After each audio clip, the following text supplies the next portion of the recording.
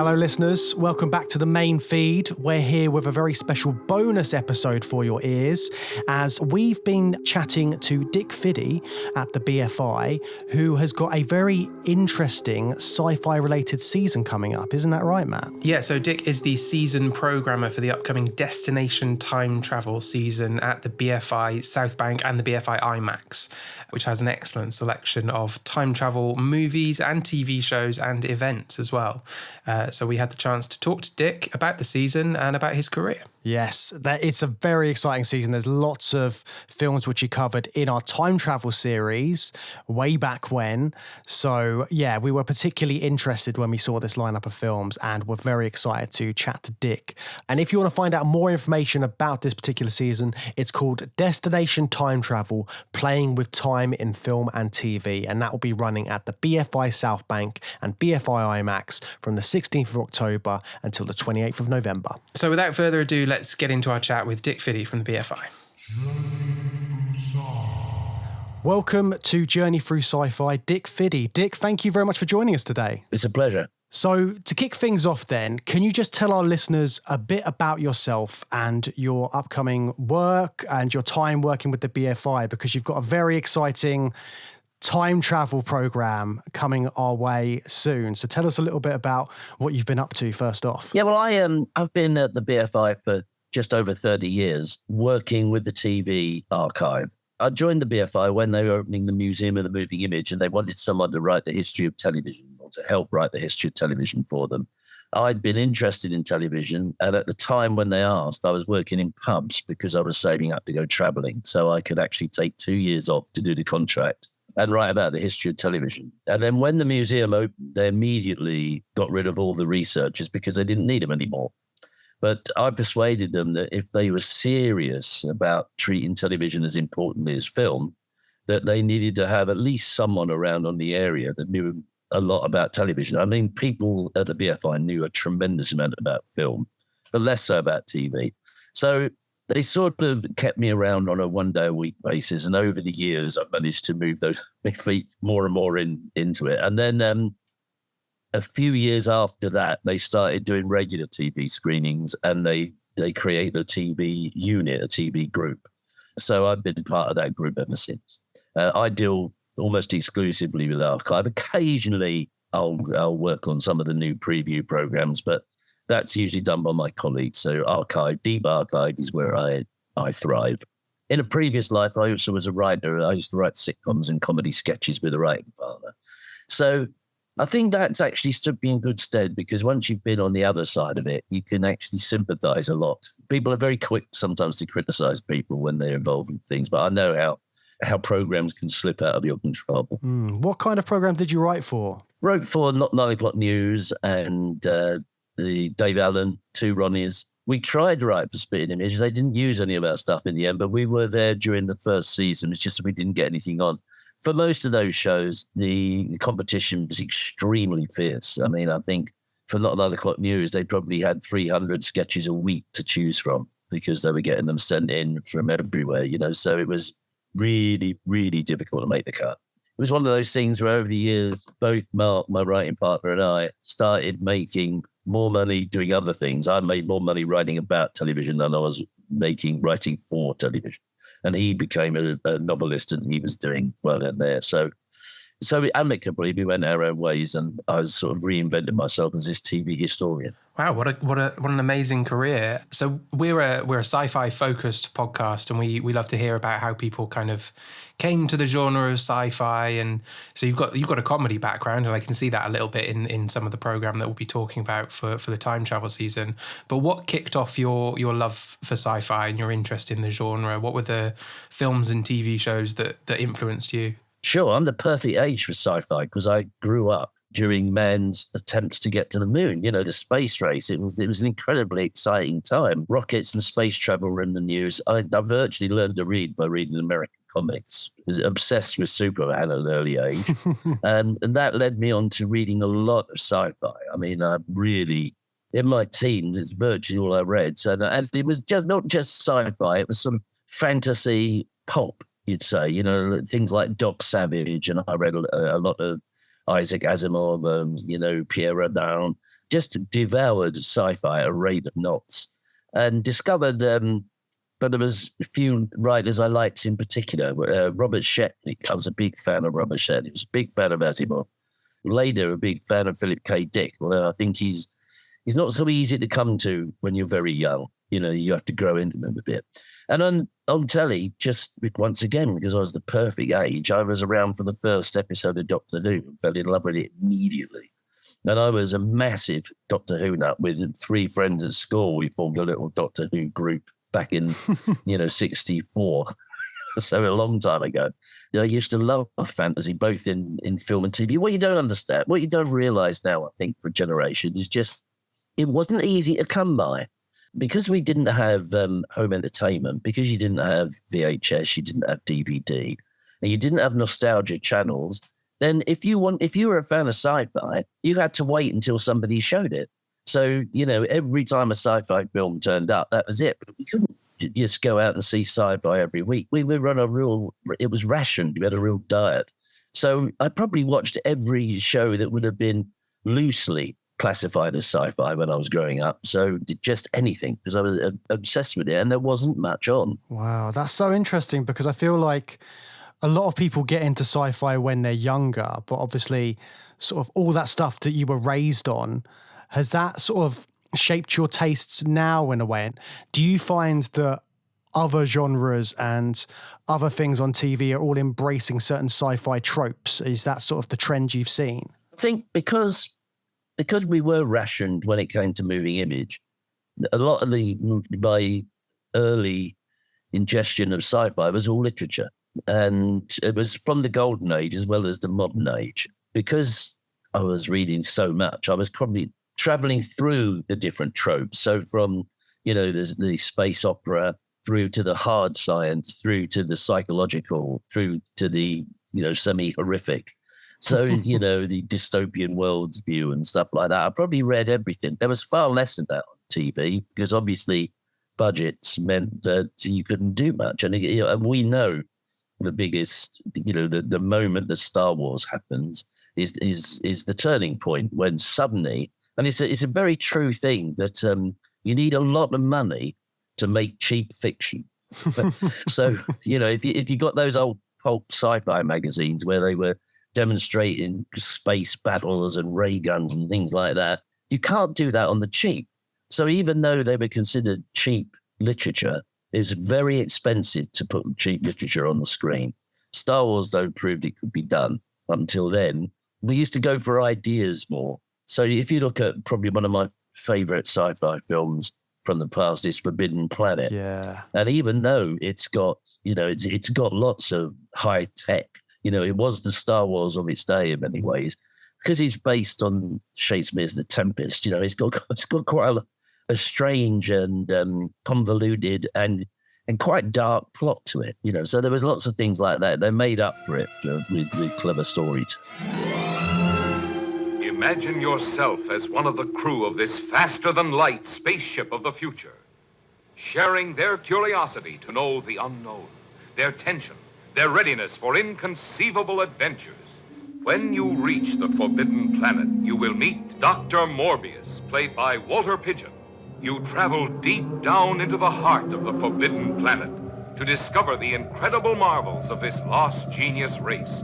These magnificent scenes in striking Eastman color stagger the imagination. Because obviously TV is your expertise. Were there any, could you tell a difference between British and American sci-fi TV shows when you were growing up? Was it the Brits leading the way with stuff like Doctor Who in certain aspects, or were there more American ones? What did you feel about that sort of time period? The American ones were always glossier. We knew that from the very early age. We knew we couldn't compete with the American filmed look. A lot of our stuff was studio bound, even much later on. But I think you did notice one big thing you noticed.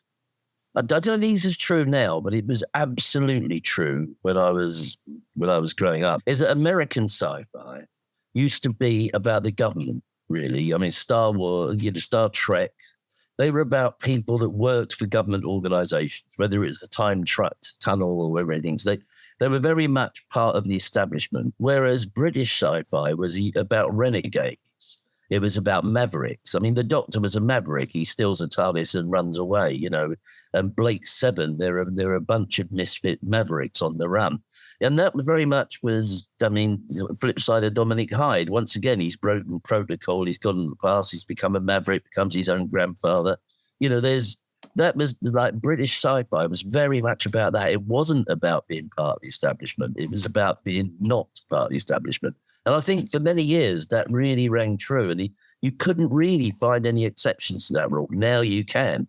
I mean, if I look at Firefly, that looks a lot like Blake 7. You know, there are similarities. Now they seem to embrace mavericks. I think they've lost faith in subsequent governments and corporates so much that it's become a trope for them now to have that sort of the sort of thing that we were doing years ago, just because I think because we didn't have the money, we couldn't put them all in uniform. And there was something nice about loners, even a bunch of misfit loners. Yeah. The Doctor's the ultimate sci-fi loner, really, isn't he? Have you got a favourite Doctor? I would have said Tom Baker for many years.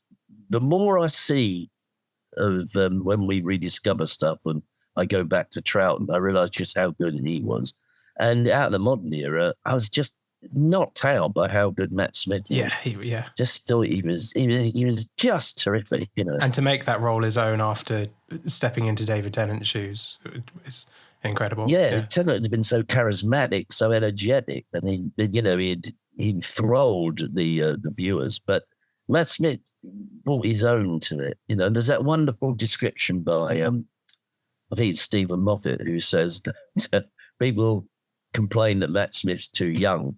But although he is young, he looks like a young man that's been built by memory from old men. It's kind of a horrible thing to say about him, but it's not incorrect either. He had a very interesting face. He had, you know, but you know, I think all of them have had their merits, and whether they've been well served by the scripts is an argument you could have all week, you know. But that's obvious when you get something as long running as that. And the final score is no TARDIS, no screwdriver, 2 minutes to spare. Who the man? Oh, I'm never saying that again. Fine. Hello. I'm the Doctor.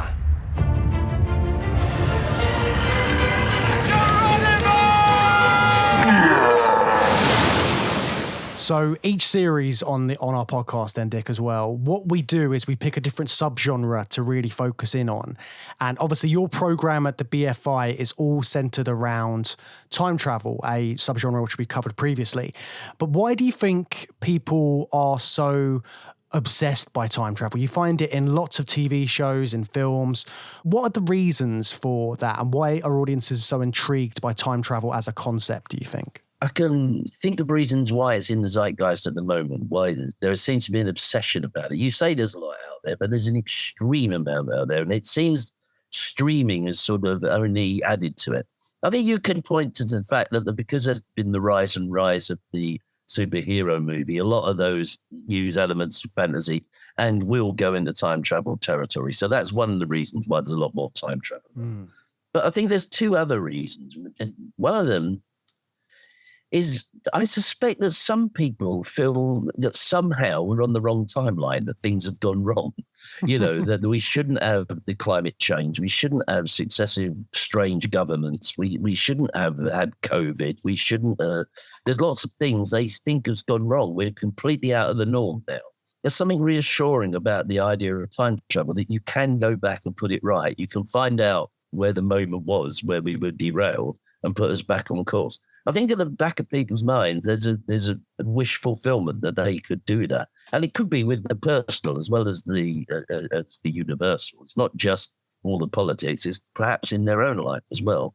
And the second thing I think that's happened, there's such an acceptance of time travel, even though, you know, most physicists will tell you it's impossible, and people I don't think they rationally believe it, but as a storytelling device, they will believe it and they embrace it. And to the extent that now it's no longer in the confines of hard sci-fi. Now you get time travel in romantic comedies. You get time travel in high comedies, in westerns. There's ways now that people are using time travel to tell their stories in genres that aren't necessarily sci-fi. I mean, you could argue that Back to the Future is in many ways a romantic comedy about somebody's parents, that just happens to have the sci-fi entry into it, whereas in the past, like things like the time tunnel, or in the past, the Doctor was essentially about time travel as the device that kept it going. It was hard sci-fi. So I think there's an amalgam of reasons why suddenly I think there's a lot more time travel in the air. Yeah, we really found that when we were covering different films and shows during our time travel series, that it does kind of transcend genre. It's not really, it's not always focused on the sci-fi, like you say, and you can get it in comedies and romance films and all that kind of stuff. It's so interesting that it can be put into a different genre, and just by having it in there, it's a sci-fi trope that is so commonly used in different things. People can understand it, and there's sort of like a unspoken law to time travel as well. Obviously, people play with the different ways you can use it, but there are certain things that everybody knows from, like your Back to the Futures and your Terminators. There's certain rules and regulations to time travel, which I think is quite an interesting aspect to it. Are there any sort of parts of time travel films that you're particularly interested in, whether it be like alternate timelines or grandfather paradoxes? Is there anything like that? I think it's interesting that you say about the rules, because actually I think you'll find that the rules are quite flexible. I mean, I think we did grow up, and there's been a trope that you shouldn't go back and meet yourself and stuff like that. That somehow that will involve a rift in time. But of course, there's a lot of films and TV shows and books that do that very thing, that embrace it as their plot. Stephen Moffat said there was no hard and fast rules in Doctor Who. And in fact, you can change the rules. Like you can have him say, this past can't be changed. The past can't be changed at this point. They invented the idea of fixed points in time, which cannot be changed, because in other plots, he can go back and change a bit of history because it's not a fixed point. So that's having your cake and eating it too. And I think that does happen a lot. You asked what some of my favorites are. I do like that idea, the sliding doors idea of seeing one moment and seeing, you make one different decision, the road not taken, and see what happens. I quite like that as a plot device. And one of the most interesting things, I think, in all time travel ideas, one of the most interesting things is that when two different people take the same idea and write about it, they're completely different what they come up with, even though they're working from the same principle. The results are fantastic. And I think time travel is very flexible like that. It gives you an incredible scope to go wherever you like. And that's one of the reasons I think it's been embraced by the creators that we have now are from a different generation. They grew up, on Star Trek and Star Wars films. They embrace that sort of elements of fantasy in a way that the previous generation perhaps didn't. I mean, you could, even the people that are obviously toying with it, like Spielberg, making all that fantastic stuff, then it's not like now when, fast forward 40 years. Now what you've got is a whole generation of filmmakers that embrace those tropes, that understand them, that have been brought up with them and feel comfortable with them. So they're happy to put them in the film. And it's not a stretch for their audience who have also grown up with it. It's become just a language of its own, hasn't it, that people are familiar with, and then it becomes just a set of tools that writers can just play with and do whatever they want with. And that's why we see it in all sorts of genres, I guess, isn't it? I think that's true, yeah. And I don't think it's going to go away. I think, I do think there is a problem with Hollywood. I mean, anyone that watches it, anyone that works in the film industry knows they're struggling in certain areas. There's very little variety in Hollywood now. When I grew up, there was massive variety. Just if you see the films coming out week after week after week, they weren't all action adventure. They weren't all sci-fi stroke horror. They were every type of film. And I think variety is cut down. the huge amount of money that goes into superhero films hasn't actually proved to be a good way to spend it, because, as we know, so many of them are disappointing. There's very few gems. Yeah, they're kind of just churning them out, aren't they? Is that balanced out at all by the kind of the explosion of television quality in the last 20, 25 years? I think generally people are starting to realise that a lot of the better work is being done on television now.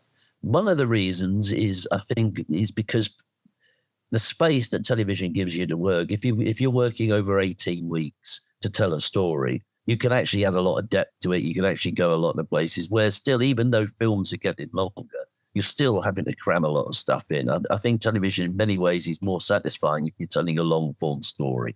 And a lot of creators now want to tell long form stories. They've got those ideas.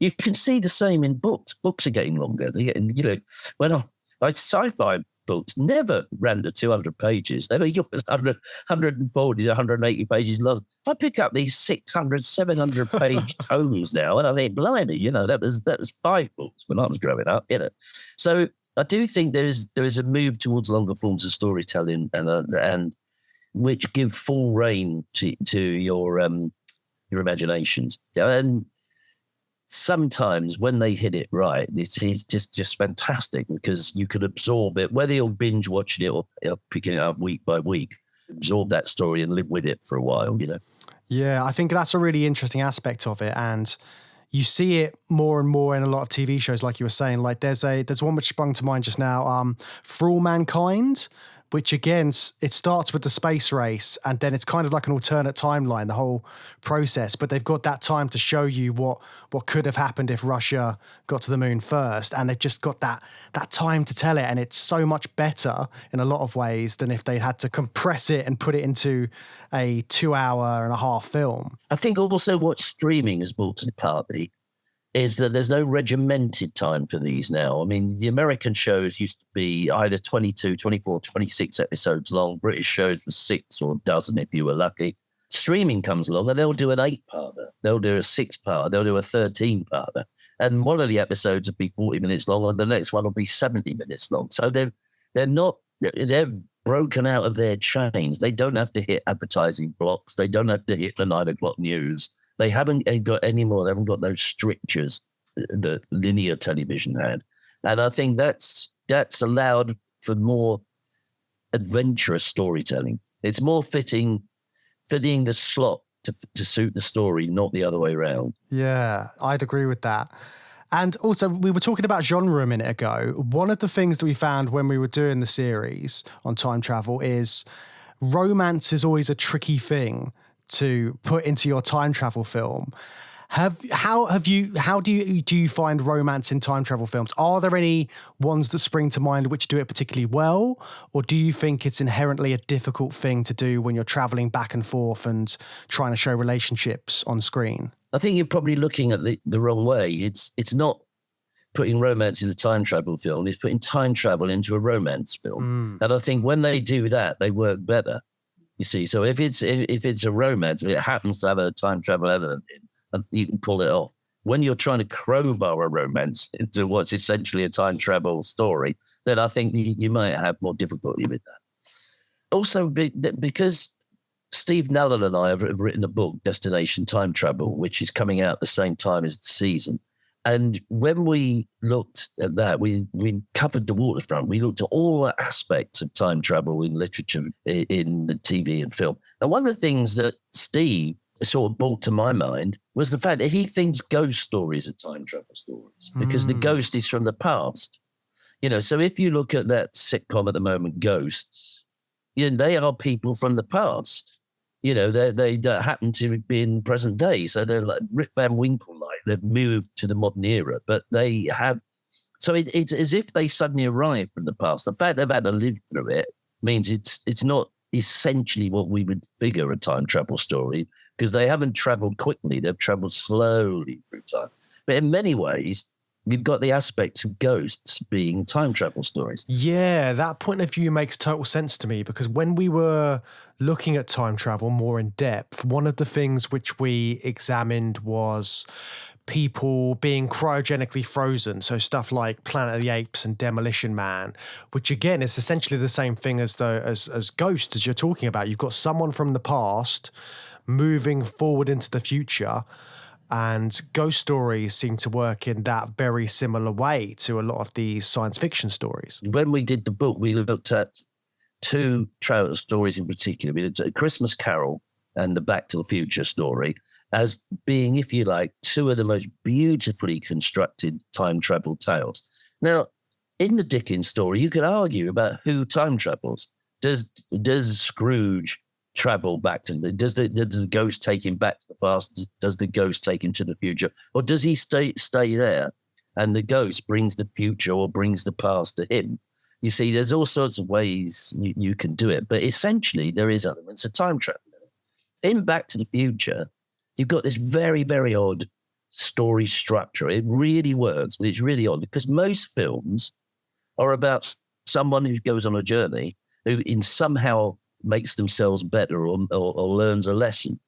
But in this, in Back to the Future, it's not Marty McFly, it's his dad that's on the journey.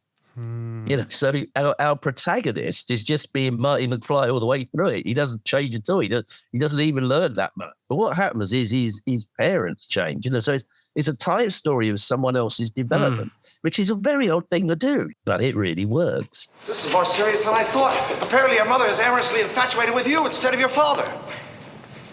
Whoa, wait a minute. Doc, are you trying to tell me that my mother has got the hots for me? Precisely. Whoa, this is heavy. There's that word again, heavy. Why are things so heavy in the future? Is there a problem with the Earth's gravitational pull? Because it's so cleverly structured, you don't notice it at first. But when you've analysed it and watched it a lot, you realise there's a lot of different plots there. Because there's the plot that the Doc's going to get murdered by terrorists. There's the plot that, where there's always the dilemma of, will the time machine work? I mean, has there been a decent movie with a functioning time machine? Who knows? There's got to be something to make it tricky for it. So that was interesting. And when you open it up to all those things, you just see where the aspects of time travel are everywhere. So when you look at it and when you say, you put romance into time travel, obviously, if you're a skilled writer, you can, but it's harder. It's much harder because, it takes your eye off the ball. You mentioned time machines regularly malfunctioning and not working and stuff like that. Have you got a favourite time machine from film, TV or literature? Well, obviously, I'm very, very, very partial to the TARDIS, only because it seems, a police box seems obtainable. Right. And you can build one very easily, at home when you're a kid, or take a salt shaker and pretend it was a Dalek. Is those simple designs are easier. But I absolutely love the design of the time machine in George Powell's The Time Machine. He's the 1960 version of the H.G. Wells story. That beautiful thing that looks like a sort of bath chair on a sort of a Christmas sled. I mean, it's a fantastic album and just wonderful. Yeah, it's a mad design, but it's absolutely marvellous. It is, but it's beautiful. Yeah, it's absolutely beautiful. Yeah. I think there is something great about anything can become a time machine. You've got films where hot tubs become time machines. You've got the DeLorean. It could be whatever you want it to be. There's a film called See You Yesterday, a film about two kids who invented a time machine and put it in backpacks. So the time machine's in backpacks. And you're right, that flexibility and that understanding. And also there are different ways to travel through time in fiction. And one of the ways is scientific. So you do need a machine or a reason. But others are supernatural or if you like, unexplained. So it's never explained what happens to Gary Sparrow as he walks down that alleyway and finds himself back in the Second World War. But only he can do that. No one else can. So there's that supernatural element of, when your cat weasel jumps into a lake and then he wakes up 400 years later, But you don't need an explanation for that. And also you don't need a complicated machine. When you have to invent a machine, I think it gives the designers quite a nice thing to do. Do you know the film Time Cop? Yeah. Yeah. Yeah, now that's a brilliant time travel device when they sort of shoot him on a chair towards Into a wall, yeah. you know.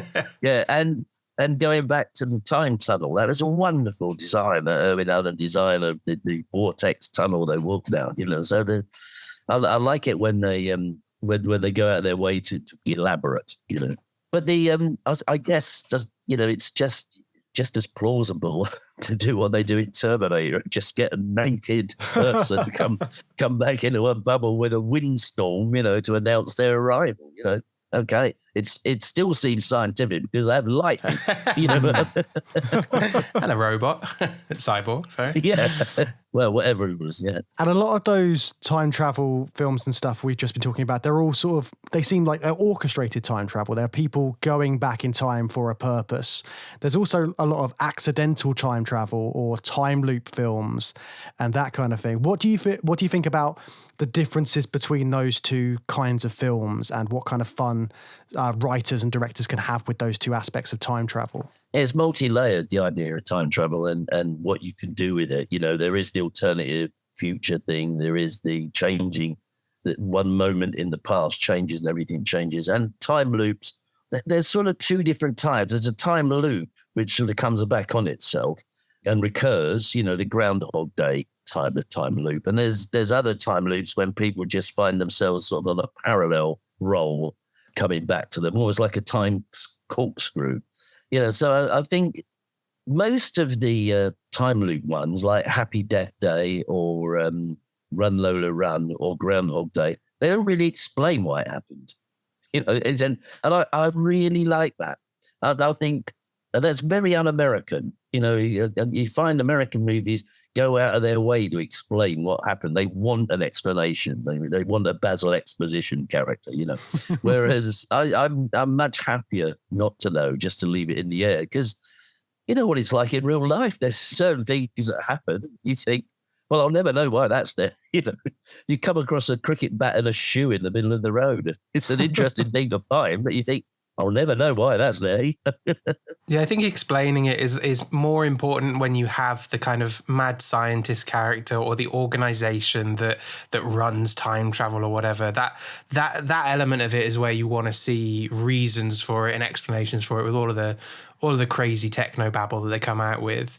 But when you have a character that's just stumbling into it, it's much more enjoyable to just see how they deal with the situation rather than explaining how they got caught in a time loop. Why does Phil keep waking up on Groundhog Day? It's not important at all. It's, yeah. But in frequently asked questions about time travel, they do try and address all those issues, you know, whilst they're on this terrible, convoluted trip in a few minutes into the past when they keep meeting each other in the same balloon.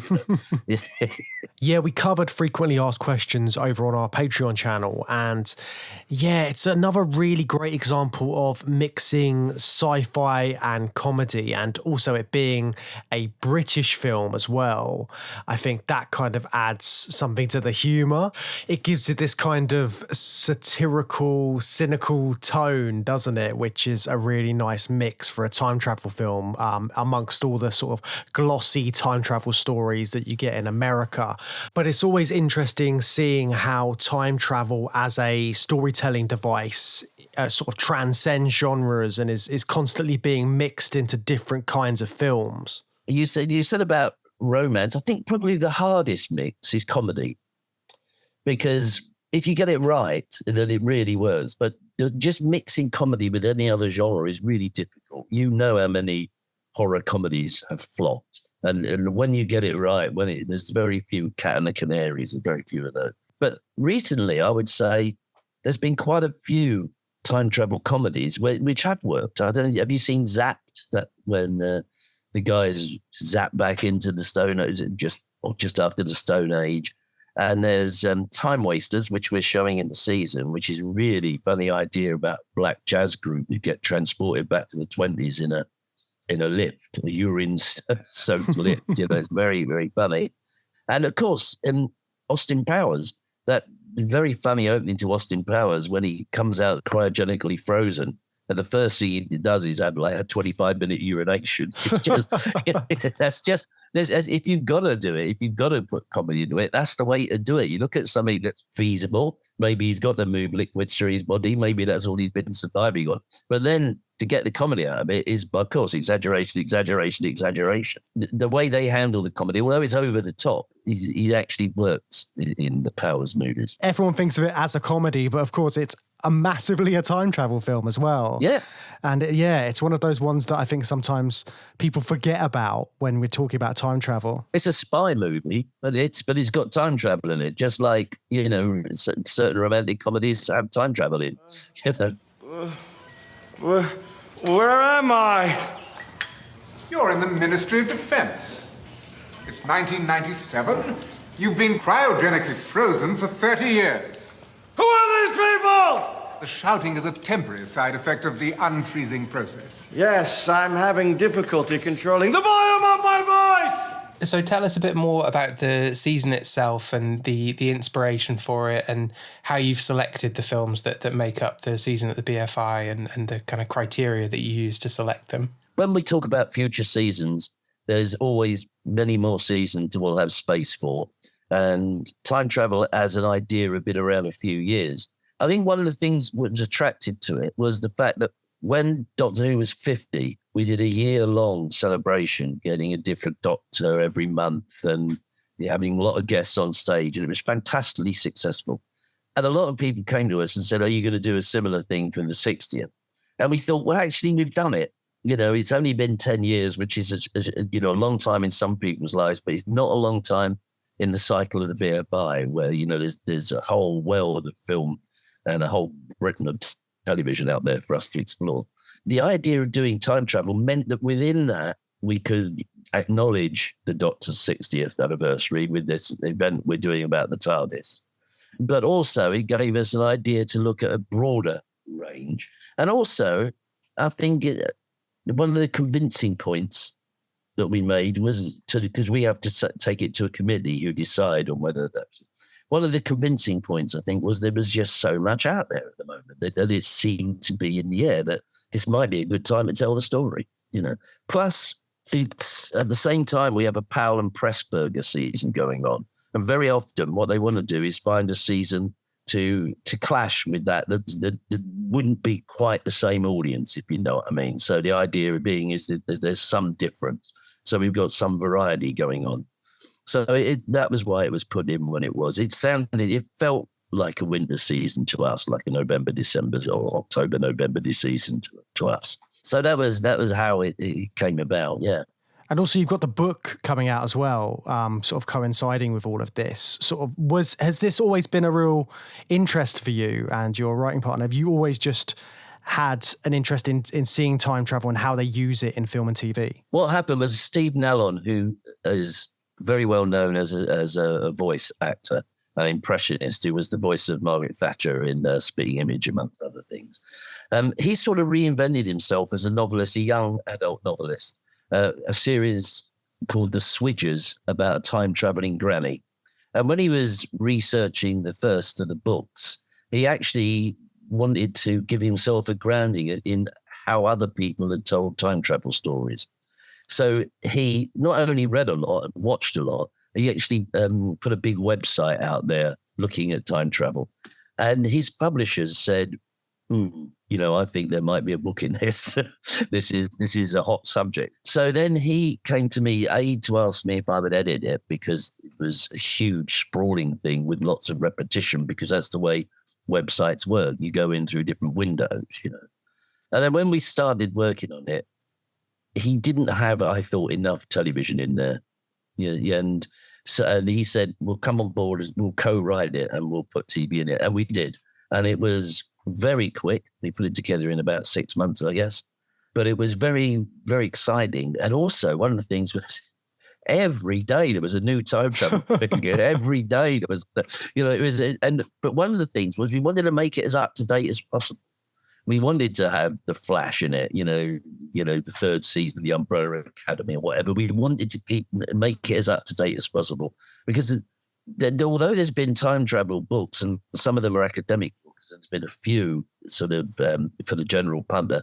They haven't been around for a while, and they concentrate mostly on film. They haven't embraced the new generation, the new revolution in television that's meant there's a lot more titles out there. Yeah, and you're covering quite a lot of TV during the BFI season as well, because you're doing a Red Dwarf event, which I'm very excited about. Tell us a bit about that. Yeah, we're combining Red Dwarf with Time Wasters. The Red Dwarf episode Backwards, which is a time travel episode, obviously, about time traveling backwards, or a world where time travel backwards. And we're combining that with Time Wasters. Time Wasters is one of these shows, great shows that slipped through the cracks. It's an ITV comedy, it's very good. And I thought by hitching it with Red Dwarf, we'd get an audience for it and it would introduce people to it. But also with the writers, because the writers will be on a panel talking about it, we'll get two different views of how to use time travel for comedy and why you would. And I think that's because they're coming from two different generations, that might make for an interesting conversation there and perhaps tell us more about where we are at the moment. So, yeah, we've got that. We've got the Tomorrow People, A Rift in Time. We could have done Time Slip. We also looked at that for a while, but we went for Tomorrow People. We've got the most eagerly awaited thing is the Lazarus table reading. Lazarus was supposedly the third and final part in the Life on Mars and Ashes to Ashes trilogy. And it was commissioned and they wrote a pilot episode, but in the end it wasn't made. So we've got a table reading of the pilot episode. So there's a lot of fans want to know how it went. Also, we have, after that table reading, because they actually mapped out the entire 2-season arc, we've actually we can tell them about the 2-season arc and tell them how the series would have ended. So this is their chance to get closure on Life on Mars, That is the ultimate fanboy session for anybody who really loved that show. That sounds amazing. Very exciting. It sounds like there's some real gems there, and I like the fact that you're bringing them to people's attention, especially like pairing up Time Wasters with more popular Red Dwarf to get people's eyes on it, because you care about it. Are there any other hidden gems in the film side of things, or lesser known ones that you're really excited for viewers to discover? I think Tomorrow I'll Wake Up and Stalk Myself with Tea it's a real find. It's so clever. It's a Czech film from the 70s, but it's really got cult written all over it. I don't really want to explain it because I want people to be surprised because there's so many twists and turns in it. But it's about twin brothers, one who chokes to death on a bread roll. And the guy that chokes to death on a bread roll actually works for a time travel agency.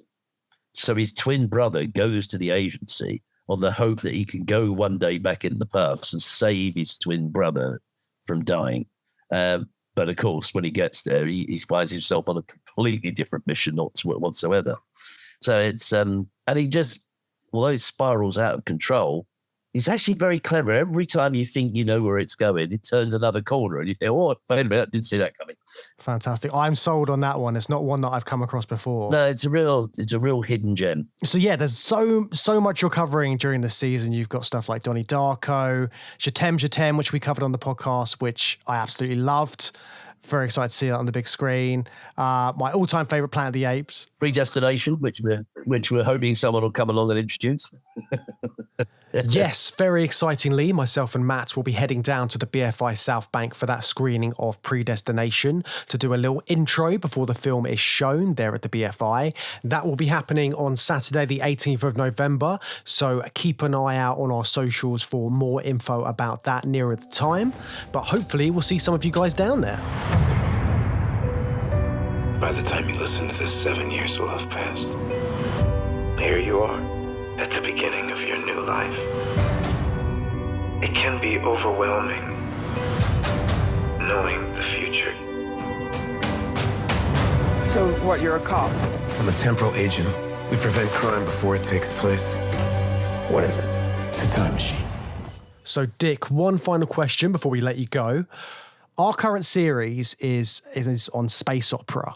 Obviously, we've talked a lot about time travel, but do you have any favourite films or shows within the space opera genre? I know you mentioned Forbidden Planet a little while ago. Is there anything that's close to your heart in that genre? Yeah, there are a few. And I'm not sure. I mean, they tread the border on space opera, I guess. My favourite superhero film, which has got elements of space opera in it, is The Rocketeer. I mean, there's something about the bravura, the fun it has that's great. But those ideas of taking the sort of, the outer space war or something like that, a larger than life over the top. There's a few I like. There's, of course, The Adventures of Buckaroo Banzai Across the Fifth Dimension, which is great. I really like The Fifth Element, not so much as a movie, but just as a spectacle. I know you could just sit in the front row and turn the dialogue off and just still have a fantastic trip. That's incredible.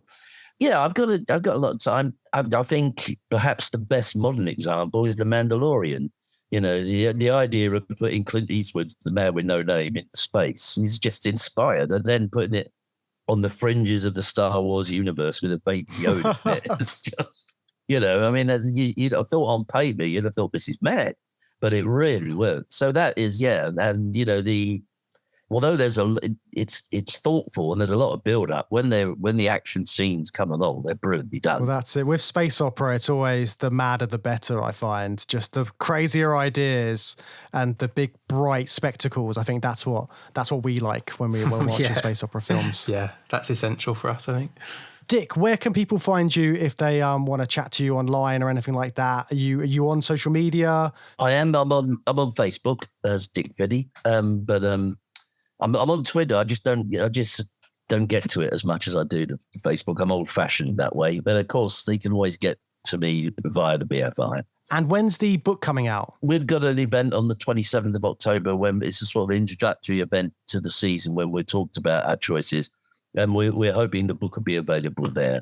It's actually due out a week before that, but I think that will be the first time it actually hits the public. Fantastic. Well, we're very much looking forward to reading that and visiting the BFI for that exciting season you've got coming up. Dick, thank you very much. Thanks for joining us, Dick. No, thank you, chaps. It's been a pleasure. Thanks again to Dick Fiddy for his time. That was a great conversation, really interesting. And if you want to learn more about what's on at the BFI, you can visit the BFI website and check out what they're doing over there with their Destination Time Travel season. Yes, and as mentioned at the start of the show, that season at the BFI Destination Time Travel, Playing with Time in Film and TV, will be running at the BFI South Bank and BFI IMAX from the 16th of October through to the 28th of November. And I'm sure we'll be heading down there to catch a few films, won't we, Matt? Yes, there's loads of films that I want to see, especially there's some heavy hitters at the IMAX that I'm hoping to secure tickets for. Yeah, definitely. And I mean, some of those hidden gems which Dick was talking about are definitely things which I'm going to look up and find out a little bit more about because, yeah, very intriguing stuff in that season. So check that out on the BFI website, and we will be back soon here on the main feed, returning to our space opera series before you know it. Yes, the space opera series will be coming at you very soon, so keep your eyes glued to the feed.